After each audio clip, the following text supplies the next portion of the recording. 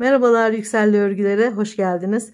Gördüğünüz gibi tığ işi mozaik çalışması yaptım. Bunu çok uzun zamandır istiyordum bu teknikle çalışmalar yapmayı. Ama daha önce bir videoda kullandım mı inan hatırlamıyorum. Belki Instagram sayfamda belki kullanmış olabilir, onu da hatırlamıyorum. Basit bir teknik ama çok güzel desenler çıkıyor ortaya. İlk başlangıçta ufak bir parçada en basit haliyle bir desen çalışması yapmak istedim. Sonrasında geçişli batik iplerle yanında düz iple farklı desenler örmek istiyorum. Şu anda projelerimde yok ama ileride mutlaka örmek istiyorum. Yazlık giysilerde de kullanabilirsiniz, örgü giysilerde. Koltuk şalları, battaniyeler, yani bebek için, büyükler için her şekilde çok rahat kullanabileceğiniz, renklerle istediğiniz gibi oynayabileceğiniz bir çalışma olduğunu düşünüyorum. Önce ufak bir yelekle başlayalım. Bu arada torunuma bir yelek daha örmüş oldum. Bu 3 yaş için ölçüleri. Siz de kime örecekseniz, kim giyecekse onun ölçüleriyle öreceksiniz. Başladınız, küçük geldi, büyük geldi, hiç üşenmeyin, sökün, doğru ölçüyü bulana kadar bunu deneyin. Örgü böyle bir şeydir. Biraz sökerek yapacağız, tekrar öreceğiz, tekrar sökeceğiz. Bundan hiç üşenmeyin. Güzel bir uğraşı, güzel bir terapi. Hadi bakalım başlayalım, kolay gelsin. Alize'nin Baby Best ipini kullanıyorum. Anti peeling, akrilik ve bambu karışımlı bir ip. Çok yumuşak, güzel bir ip. Tabii elinizde hangi ip varsa onları da kullanabilirsiniz ve 3 milim tığ kullanıyorum. Yaka ölçüsünü kim giyecekse ölçüp ona göre zincir çekiyoruz. Ben 3 yaş için örüyorum, kendi torunum için. Şöyle örnek vereyim. Benim torunum kilolu bir çocuk değil ama boyu uzun. Ben de onun ölçüsüne göre öreceğim bu yeleği. Zaten hep o şekilde örüyorum. Çünkü her zaman söylüyorum, örgü çok kişiseldir. Kimi daha kiloludur, kiminin boyu kısadır, boyu uzundur, kol boyu uzundur, beden boyu yüksekliği vardır. Yani ölçerek örmek en iyi sonucu verir. Şimdi yaka kısmını ölçüyorsunuz. Bu yaka kadar zincir çekiyoruz ama 2-3 santim fazla çekiyoruz. Çünkü örgü ördükçe toplanır. Bunu da göz önüne alarak fazlası, yani 2-3 santim fazlasını çekiyoruz. Şöyle bir ilmek sıkılaştırıyorum. 27 santim olarak ölçtük boyun ölçüsünü. Ben 30 santim olarak öreceğim zinciri. Şöyle bol bol, çok sıkı olmayan ama tabii çok da bol olmayan zincir çekiyoruz. Eliniz çok sıkıysa yarım ya da 1 milim daha fazla, daha kalın tığ kullanabilirsiniz. Yani elinize göre davranın. Yumuşak bir örgü olması gerekiyor.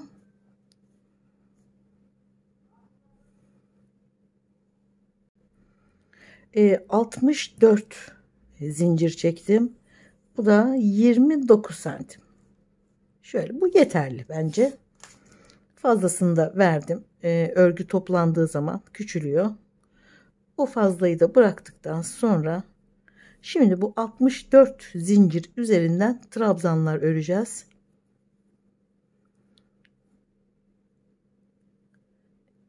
3 zincir çekiyorum. 1 2 3, dördüncü zincire şöyle çeviriyorum. Şu arkadaki kısa kısa ipleri görüyoruz şurada, şöyle. Oralara batıyoruz. 1 2 3, dördüncü.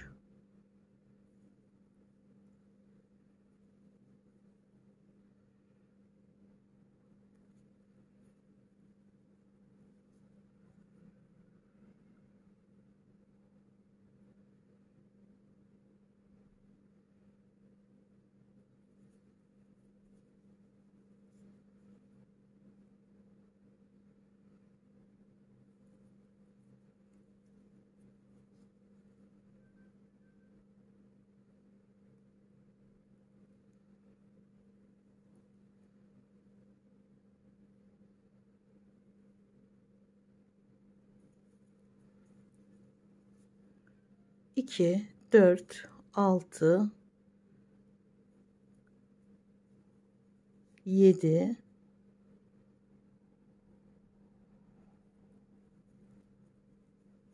8, 9, 10 ve 11 tane. Önün yarısını, yarım parçasını ördük.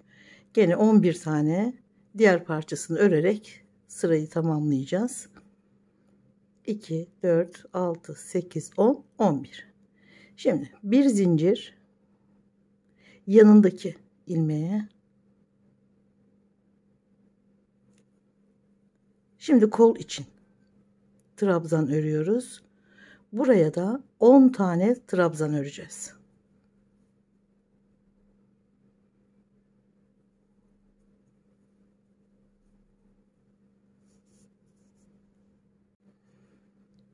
On trabzan, bir zincir, yanındaki ilmeğe devam ediyoruz. Hiç zincir atlamadan her birine bir tane trabzan.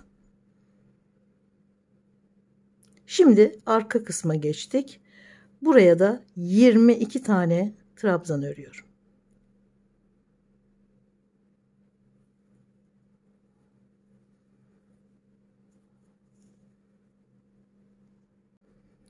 ...22 arka kısım için trabzan örüyoruz ve bir zincir.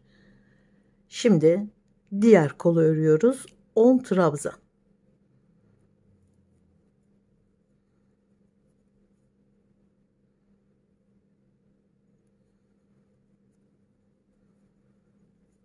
Bu şekilde çalışırsak ilmeğin şu arka kısmına çalıştığımızda boyun kısmına denk gelen şurası gözüküyor.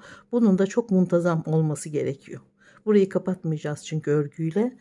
Görünen kısım muntazam olması gerekiyor. Örgünün böyle arkasından örmekte güzel bir görüntü kazandırıyor.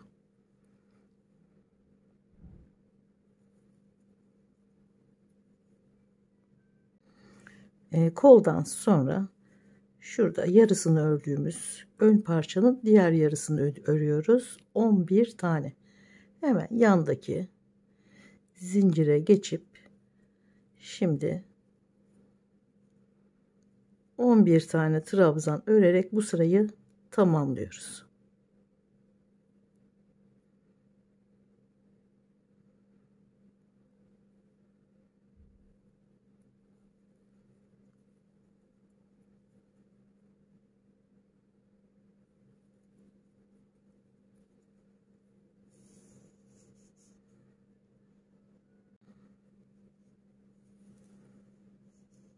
Şimdi ikinci sıraya geçiyoruz. 3 zincir. Bu ilk çektiğimiz zincirler bir trabzan sayılıyor. Yanındaki ilmeğe geçiyorum.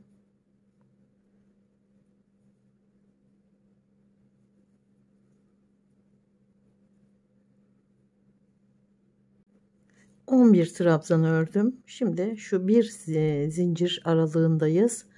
Oraya bir tane trabzan, bir tane zincir, bir tane trabzan. Sonra gene her trabzanın üzerine bir tane trabzan örerek kola geçiyorum.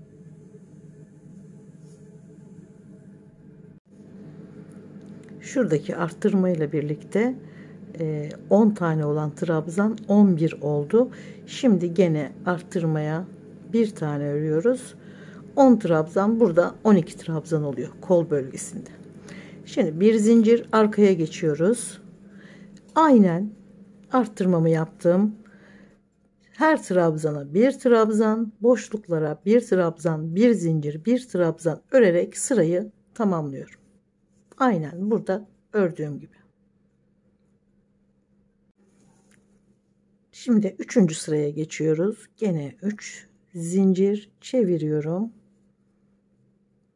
Yanındaki ilmekten itibaren trabzan örüyoruz.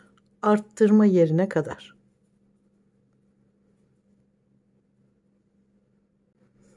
İlk sırada önün bir parçasını 11 trabzanla başlamıştık. Sonraki sırada bir tane arttı. 12 oldu.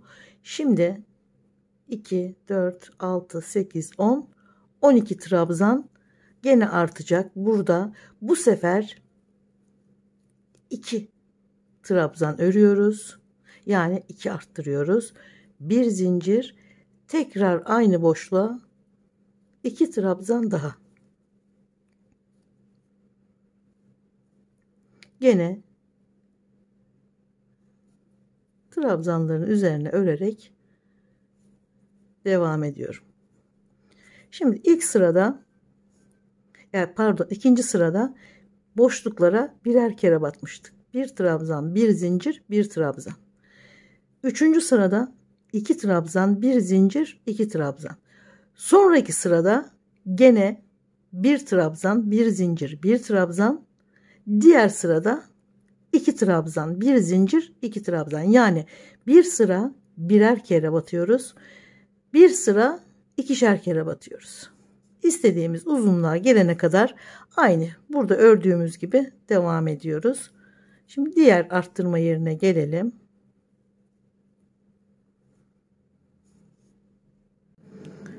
Kol kısmındayız. Şimdi gene bir zincirlik boşluğa geldik. Yani arttırma bölümüne geldik. 2 trabzan, bir zincir, 2 trabzan ve trabzanların üzerine batarak aynen devam ediyorum. Her arttırma yerinde 2 trabzan, bir zincir, 2 trabzan. Sonraki sırada birer kere, sonraki sırada gene ikişer kere batarak arttırmalara devam ediyoruz. 2, 4, 6, 8, 10 ve 11. 12. sırada şuralardan birleştireceğiz ve kol evlerini oluşturacağız. Yakaya ölçerek başlamıştık. Ölçü çok önemli. Her zaman söylüyorum. Örgü çok kişiseldir. Kendi ölçümüze göre ya da giyecek kişinin ölçüsüne göre örüyoruz. Çocuklarda kilolu çocuklar var, zayıf çocuklar var, boyu uzun, bedeni uzun çocuklar da var. Biz bunu örerken ölçerek yaparsak tam birebir ölçüyü yakalamış oluruz. Bu benim istediğim ölçüye ulaştı. 11 sırada sizin ipinizin tığın kalınlığına göre ve elinize göre bu değişebilir. 10. sırada, 9. sırada ya da 12. sırada da tamamlayabilirsiniz. Şimdi şöyle bir de ölçelim.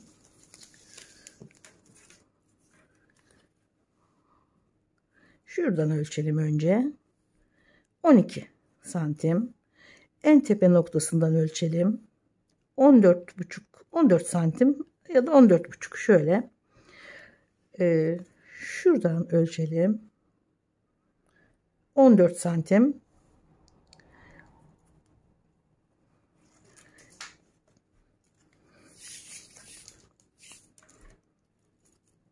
Şurası da kol ağzı da 11 santim.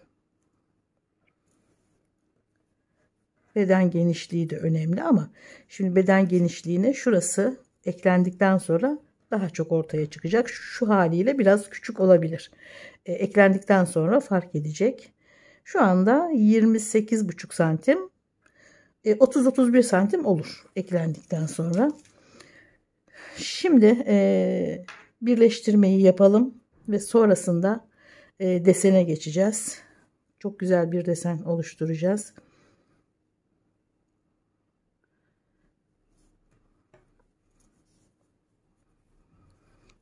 Şuraya gelene kadar önce bir örelim.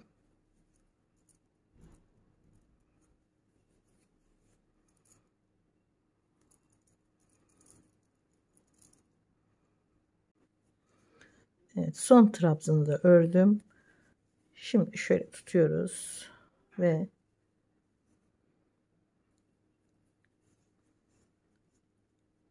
boşluğa da artırma yerine yani oraya bir trabzan örüyoruz. Sonra buradaki boşluğa da bir trabzan örüyoruz.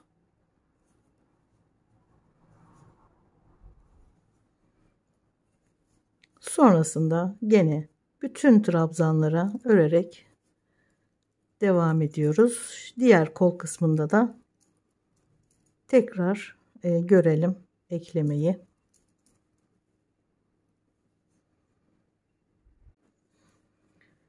Şimdi burayı da birleştiriyoruz. Gene arttırma yerine bir tane trabzan, sonra şöyle alıyoruz.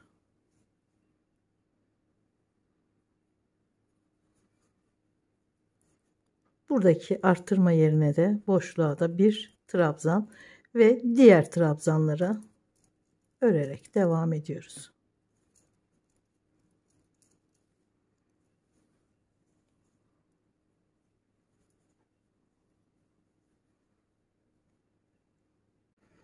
Birleştirdikten sonra tekrar sıraya döndüm. Şöyle bakın, her trabzana bir tane trabzan örerek kol altından birleştirdiğimiz yerden itibaren ilk sırayı örüyorum şimdi.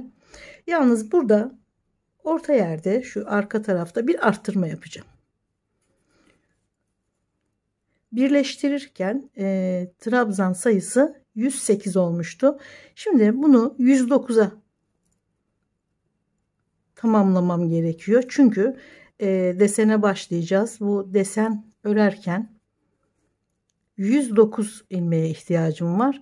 Şimdi şuraya batıyorum. Aynı yere bir kere daha batıyorum ve bir tane arttırma yaptım. Devam ediyorum sıra sonuna kadar trabzanlarla.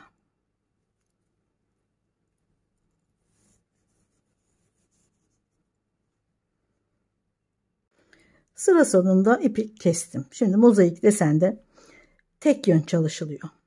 Yani ipi geliyoruz, burada bağlıyoruz. Sıra sonunda kesiyoruz. Tekrar buradan bağlıyoruz. Örerek geliyoruz ve burada kesiyoruz. Mozaik desen bu şekilde, yani bu teknik bu şekilde çalışıyor. Bir de sayılardan hemen söz edeyim. Şurada bir tane arttırma yapmıştım. 108'den 109'a çıkarmıştım. Eğer biz örgü başlar başlamaz desene geçmiş olsaydık zaten desen sayısı kadar ilmeğimiz olacaktı ve hemen rahatlıkla örecektik. Ama önce roba ördük ve robanın altına biz bu deseni oturtacağız. Burada ilmek sayısı desen için önemli ama tabii robada önemli değil. Burada önemli olan ölçü. Yani giyecek olan çocuğun şu koltuk altları kasmayacak, yakası tam olacak. Tam birebir ölçülerde örüyoruz. Burada önemli olan bu ölçüler. Ama devamında bunu desene dağıtmamız gerekiyor.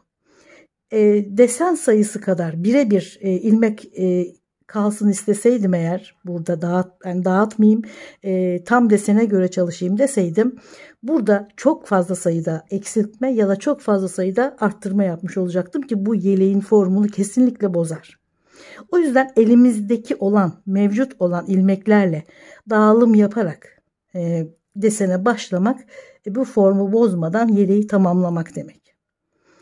Sadece bir tane arttırdım. 109 ilmekle şimdi bu deseni başlarda bir dağılım yaparak sonrasında zaten 8 ilmek üzerinden kendini tekrar eden bir desen. 8'in katları. Yani siz bu ölçüden eksiltme yapmak isterseniz 8 tane, arttırmak isterseniz de 8 tane.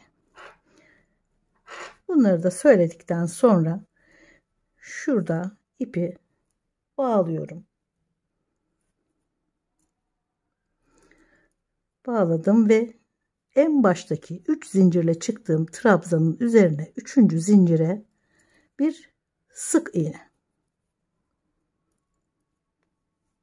Bu desene dahil değil. Başlarken ve bitişteki son trabzan desenin dışında. Bunlar ipi bağladığımız noktalar. Şimdi trabzanın ortasından giriyoruz. Tek ip alıp sık iğne örüyoruz. Yani bu şekilde almıyoruz ilmeği. Ortasından tek ip. Sıra boyunca Sadece ortasından batarak sık iğneler örüyoruz.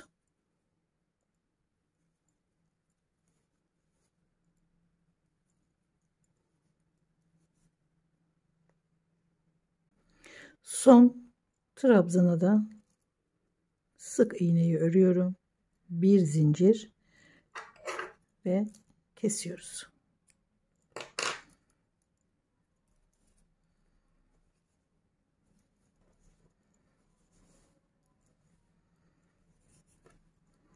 Şimdi ipi buradan bağlıyorum.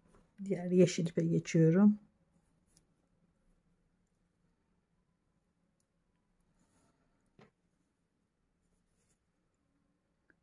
Başlangıçtaki sık iğnenin üzerine gene bir sık iğne doluyorum. Yanındaki sık iğnenin hemen altına denk gelen trabzanın ipini alıyorum. Şöyle. İkili trabzan. Yanına bir tane daha.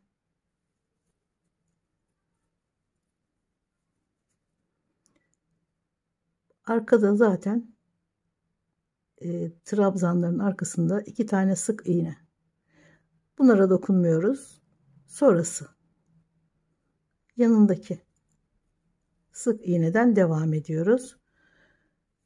Bir tane sık iğne, sonra gene bir tane trabzan. Yani şuradaki ilmek, bunun yanındakine geçiyoruz.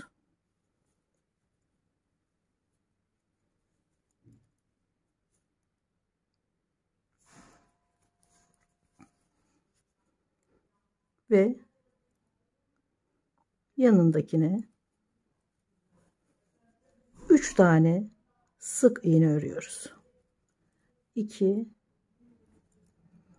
3 bir tane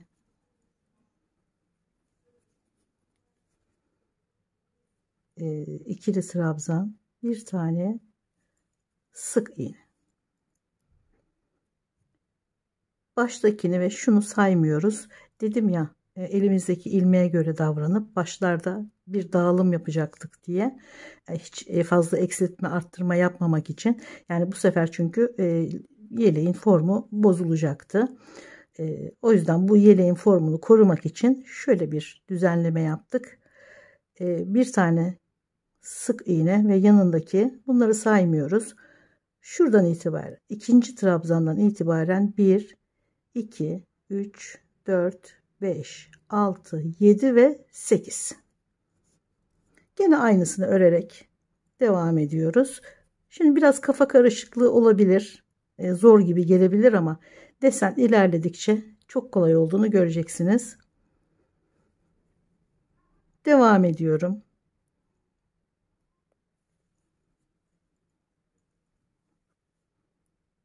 Bir uzun ikili trabzan, bir sık iğne, gene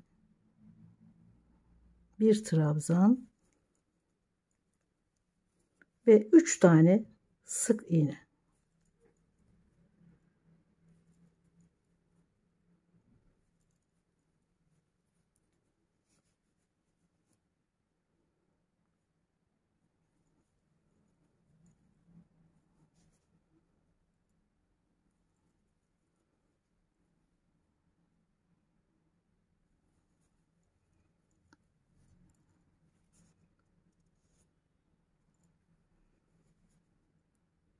Bir sık iğne, bir trabzan.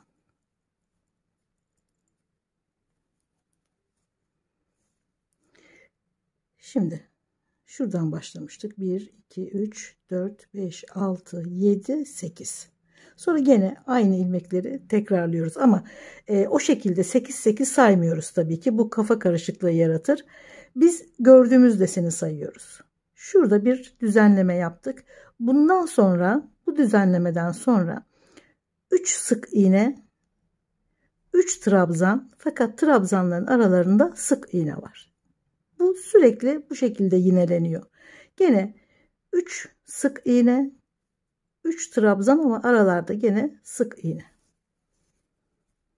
Şimdi 3 tane sık iğne,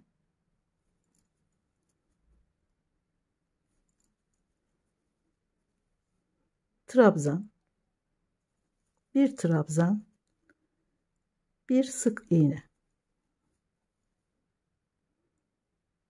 bir trabzan,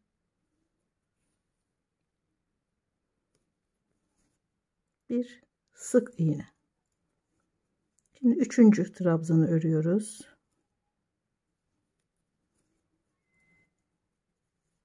Ve 3 trabzandan sonra 3 tane sık iğne.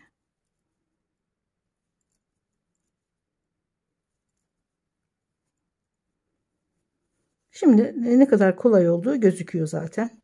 Bu 8 8 8 8 diye sayarak gidersek bayağı bir kafa karıştırıyor çünkü. Bu şekilde gidersek şuradaki dağılımdan sonrası zaten çok kolay. Bitirirken de aynen buradaki gibi. Yani şurada yaptığımız dağılım gibi bitireceğiz. 3 sık iğne, sonrasında bir trabzan, bir sık iğne, bir trabzan, bir sık iğne, bir trabzan. Gene 3 sık iğne. Bu şekilde sıra sonuna kadar geliyoruz. Sıra sonunu aynen başladığım gibi bitiriyorum. 3 sık iğne, bir trabzan, bir sık iğne, yan yana 2 tane trabzan ve son. Bunu bütün alıyorum şöyle. Bu desene dahil olmayan başlardaki ilmekler, çünkü şöyle bir sık iğne ile bitiriyorum. Bir zincir ve kesiyoruz.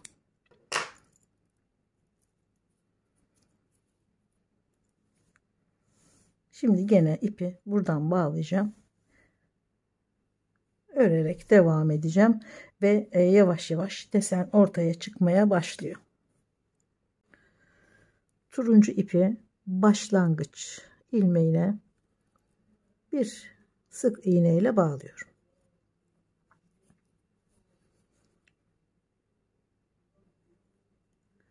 Sık iğne,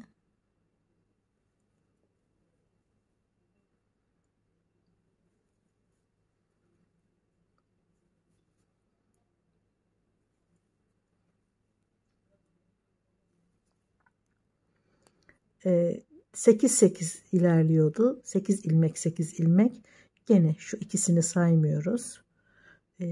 1 2 3 tane sık iğne, yani desenin başlangıcı şuradan itibaren 1 2 3 sık iğne, sonra burada 3 tane turuncu ilmekler var, buraya trabzan,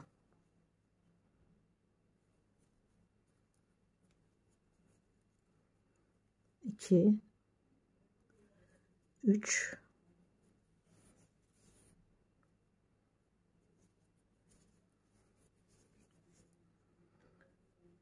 sonra trabzana,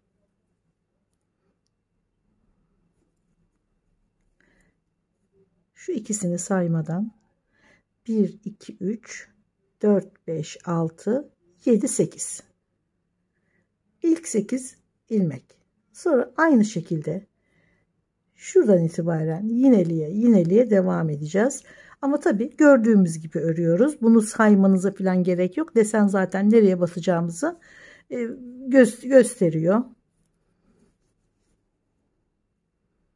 Şuradaki dağılım, yani buradaki farklılık elimizdeki fazla ilmekleri burada dağıttığımız için. Şimdi gene sık iğnelerle devam ediyoruz.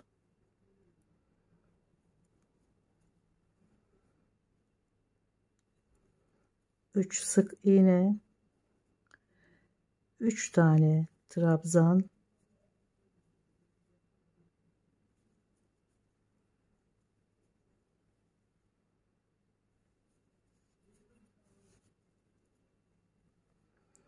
iki tane sık iğne. Bu ikinci desen.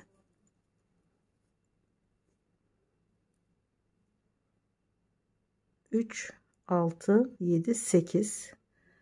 Sonra gene 3, 6, 7, 8. Bu şekilde ilerliyoruz. Buralara trabzanlar.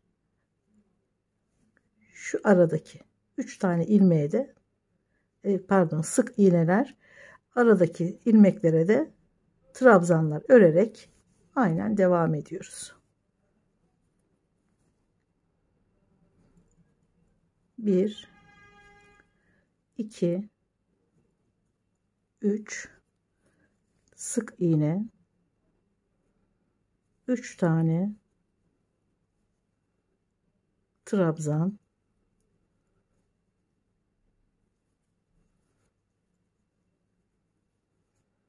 2 tane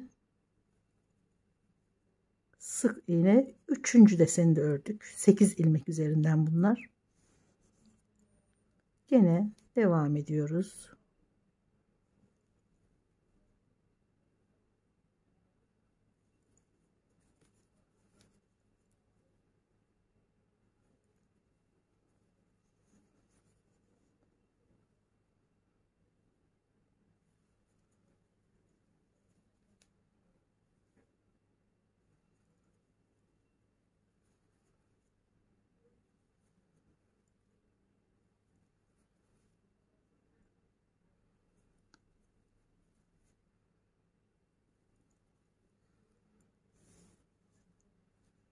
Sıra sonuna kadar aynen bu şekilde devam ediyoruz.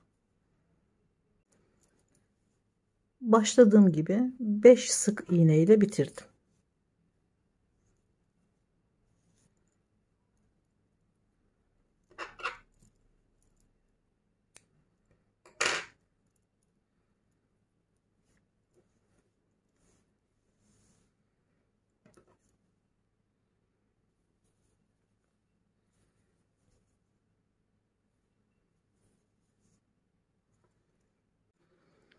Yeşil ipi takıp şurada başlangıç sık iğneye bir tane sık iğne yaparak başlıyoruz. Doluyorum. Şuradaki 2 trabzanın üzerine 1, 2 trabzan. Gene şu başlangıçla yanındakini saymıyoruz. Buradan itibaren 8 sayabiliriz. Şimdi sık iğne örüyoruz. 1, 2, 3, 4, 5, 6, 7 ve 8. Şuradan itibaren sayıyoruz. Bir desen. Şimdi ikinci 8'i örüyoruz. Şu ortadaki 3 tane trabzanın ortasından alıyoruz. Bir trabzan. 1, 2, 3, 4, 5, 6, 7 ve 8. Şuradan 1, 2, 3, 4, 5, 6, 7, 8. 1, 2, 3, 4, 5, 6, 7, 8. Bu şekilde yinelene devam ediyoruz.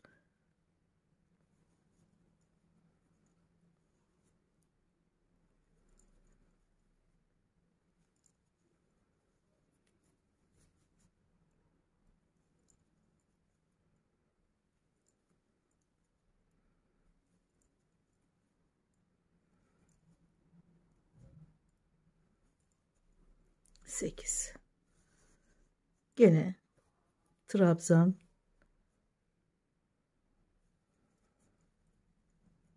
ve sık iğne, 7 sık iğne bir trabzan, 7 sık iğne bir trabzan olarak sıra sonuna kadar devam ediyoruz. Başlangıçtaki gibi bir sık iğne, 2 trabzanla bitiriyoruz.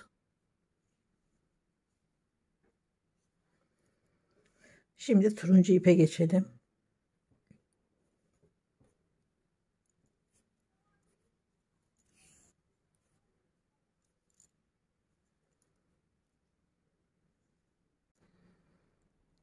Sık iğne ile sabitledik. Bir tane sık iğne daha. Zaten bu 2 ilmek desene dahil değil. 1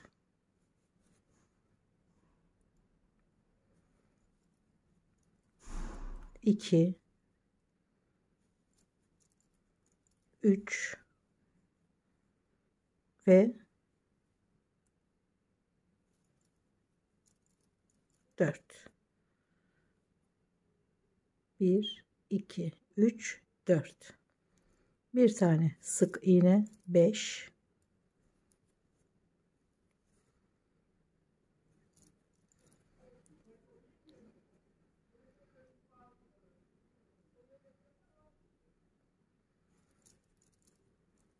6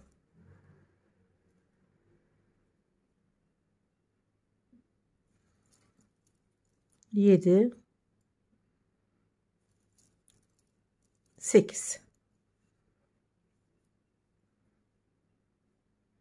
Şu ikisini desene dahil tutmuyoruz. Sık iğne ile başladık. 1 2 3 4 5 6 7 8.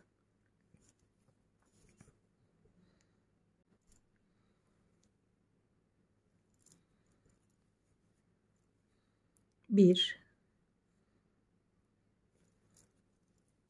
2 3 4 sık iğne 5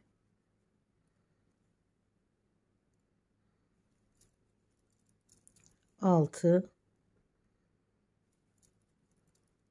7 ve 8.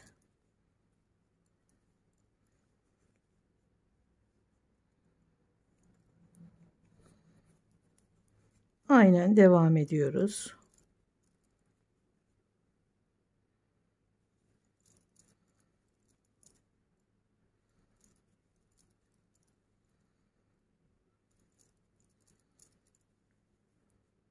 Ortaya sık iğne,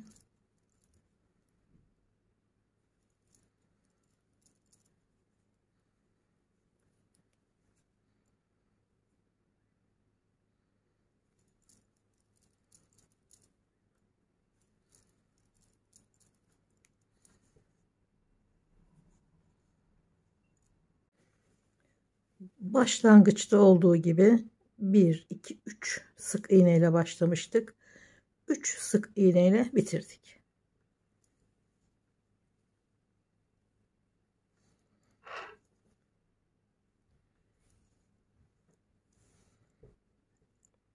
İpi bağladım.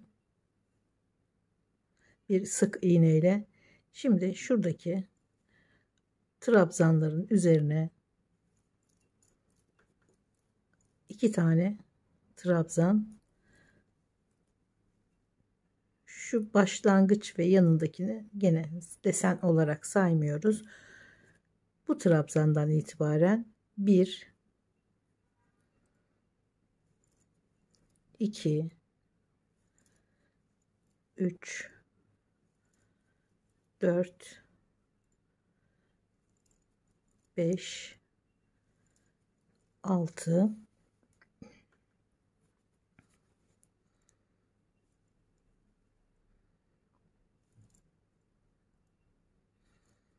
7 8. Şuradan itibaren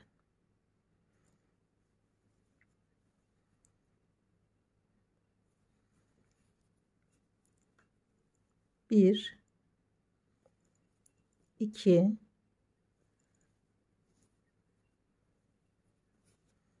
3 4 5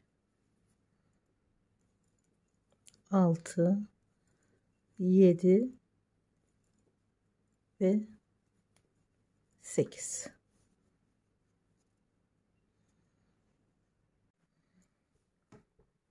Sırayı aynen başladığım gibi bitirdim. Bir üst sıraya geliyoruz.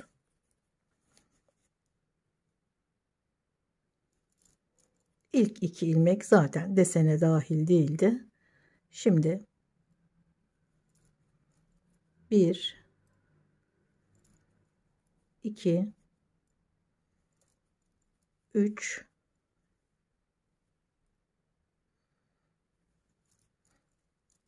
4 5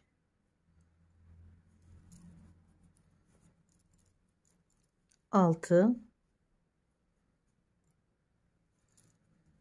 7 8.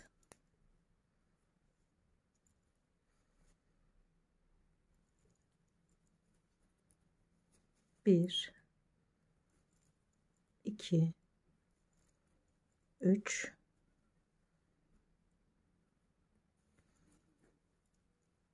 4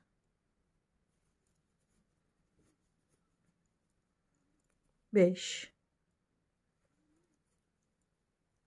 6 7 ve 8.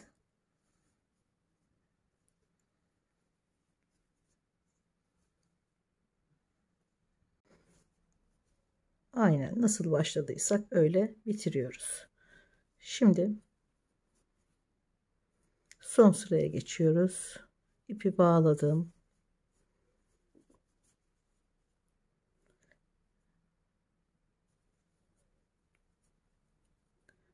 Şu 2 ilmeği zaten desen olarak saymıyorduk. Şimdi bir trabzan daha örüyorum. Bu trabzandan itibaren bir sık iğne, 2 trabzan, 3 4 5 6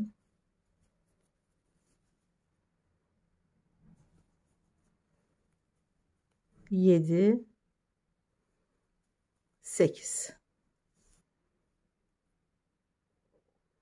1 2 3 4 5 6 7 8.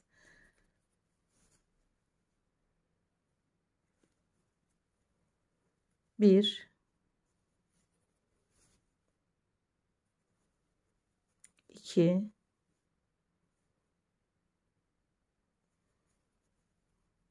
3 4 5 6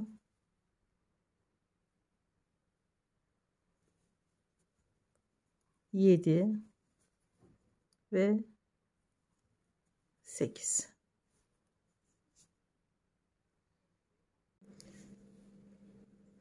Kol altından etek ucuna kadar 22 santim ördükten sonra bitirdim. Bu yeterli bir uzunluk oluyor çünkü 3 yaş için. 4 kere yineledim deseni ve harika bir görüntü oluştu gerçekten. Bunu başka renklerle de yapabilirsiniz. Ceketler, yelekler, battaniyeler, pek çok yerde kullanabilirsiniz. İplikleri kendi renkleri içerisinde yürüterek kaybettim. Tekstil yapışkanı vardır. İsterseniz onlarla da yapışkanı sürüp öyle içinden geçirebilirsiniz. Hiç çıkmaz o zaman. Gerçi bu şekilde de çıkmıyor. Şimdi şu iki desen arasında bir tane sık iğne sırası var.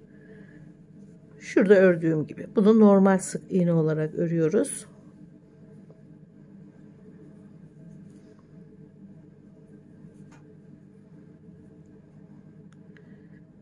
İlmeği içinden değil, normal örer gibi devam ediyoruz. Bu iki desen arasında tek bir sık iğne sırası.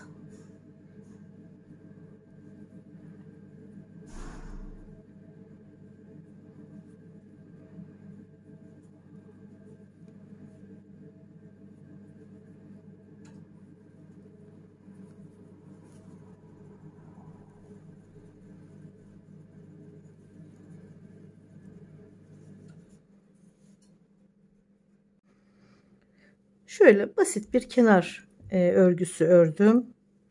Şuraya zincirlerden oluşan ilik ördüm. Kollara aynı şekilde, yakaya dokunmadım. Çünkü çocuklarda yaka hassas bölgedir. Kalınlaştırmak istemedim. Böyle yumuşak haliyle bıraktım. Şimdi buradaki kenar örgüyü bu tarafa da örelim. İlk ilmeğe ipi bağladım. Hemen bir tane şöyle tomurcuk yapalım. 2 tane zincir. İlk ördüğüm sık iğnenin üzerine ilmek kaydırarak çıktım. Yanına her trabzan aralığının içine 2'şer kere batıyoruz. 3 tane sık iğneden sonra da bir tomurcuk yapıyoruz. Şöyle alıyorum. İlmek kaydırarak bir tomurcuk.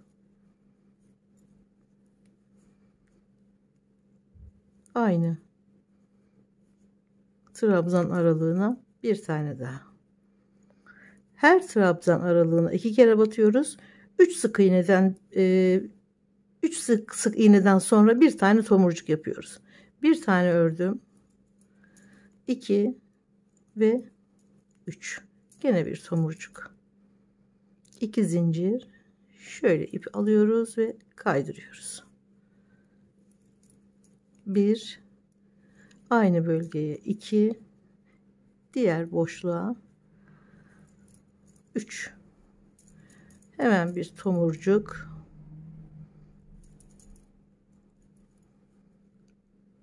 Gene aynı bölgeye ikinciyi örüyoruz. 1, 2 ve 3. Gene bir tomurcuk.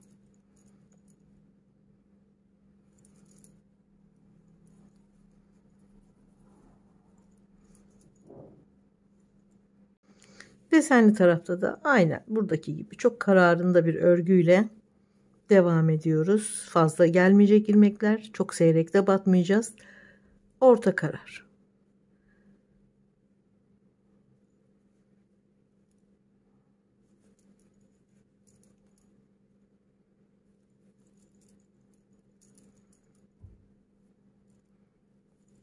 Üç sık iğne, bir tomurcuk.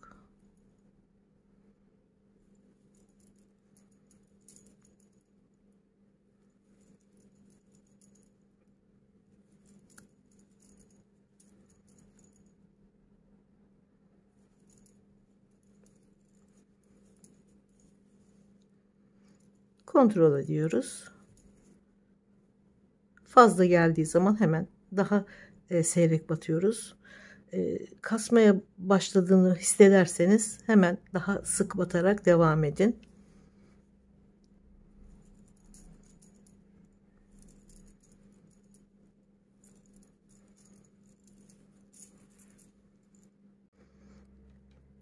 Genişlik 31 santim. Omuzdan itibaren 37 santim. Kol açıklığı şöyle